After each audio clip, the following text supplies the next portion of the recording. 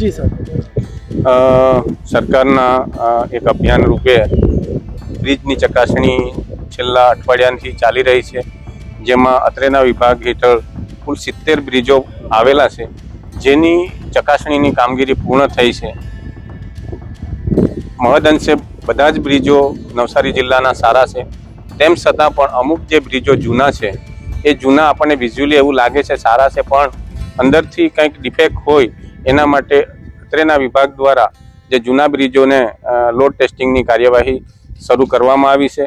આ લોડ ટેસ્ટિંગની કાર્યવાહી માટે સદર બ્રિજ 4 દિવસ બંધ રહેશે.